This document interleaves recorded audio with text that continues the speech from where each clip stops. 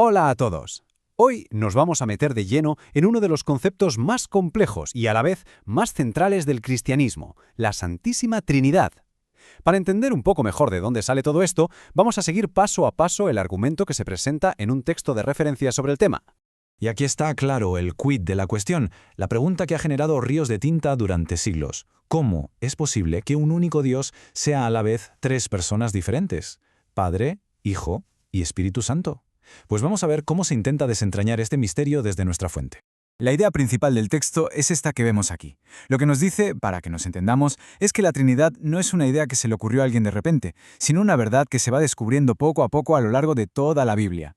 Todo lo que sigue, de hecho, se dedica a explorar esta tesis. Y bueno, ¿por dónde empezamos a tirar de este hilo? Pues curiosamente nos vamos al principio de todo, al mismísimo libro del Génesis. Ahí es donde, según este análisis, encontramos la primera pista.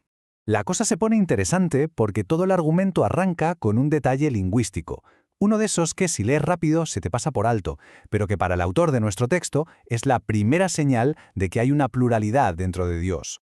Aquí lo tenemos, fijaos bien en las palabras, el texto dice hagamos en plural, no haré, y a nuestra imagen, de nuevo en plural, no a mi imagen. Para la fuente que estamos analizando, esta elección de palabras no es para nada casual, sino que es la primera puerta que se abre a la idea de la Trinidad. Vale, ¿y cómo se interpreta esto? Pues la clave está en el contraste. Por un lado, ese hagamos sugiere que hay más de uno. Pero ojo, justo después el texto dice que Dios creó, en singular, lo que reafirma que es un solo Dios el que actúa. El autor además descarta otras ideas. Por ejemplo, que Dios estuviera hablando con los ángeles. ¿Por qué? Pues porque se dice claramente que el ser humano es creado a imagen de Dios, no de los ángeles. Muy bien, dejamos esa primera pista en el Antiguo Testamento y damos un buen salto hacia adelante, al Nuevo, donde el argumento sostiene que la divinidad de Jesús se presenta ya de una forma mucho más clara. Esta frase que leemos aquí es potentísima. Según el análisis, cuando Jesús dice «yo soy», no solo está diciendo que existía antes que Abraham, está usando el mismo nombre sagrado que Dios le reveló a Moisés en el Éxodo. Para sus oyentes, aquello fue una afirmación de divinidad tan directa que de hecho la consideraron una blasfemia y quisieron apedrearlo. Y el caso se sigue construyendo con más textos. El Evangelio de Juan, sin ir más lejos, empieza con esa famosa frase «y el verbo era Dios». Más adelante, el apóstol Tomás, al ver a Jesús resucitado, exclama «Señor mío y Dios mío», y Jesús acepta esa confesión. Y no solo en los evangelios, también en las cartas de los apóstoles se encuentran frases que, según la fuente, identifican directamente a Jesucristo con Dios. De acuerdo, ya hemos visto los argumentos para el Padre y el Hijo. Pero, ¿qué pasa con la tercera persona?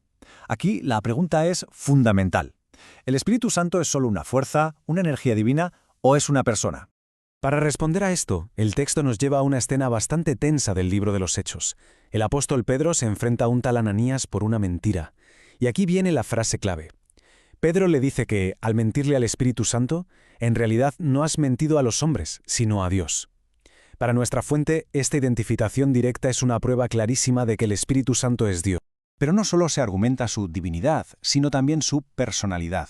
Cuando Jesús promete enviar a otro consolador, se entiende que habla de un alguien, no de un algo, y esto se ve reforzado por todas las acciones que se le atribuyen: enseñar, guiar, hablar, oír.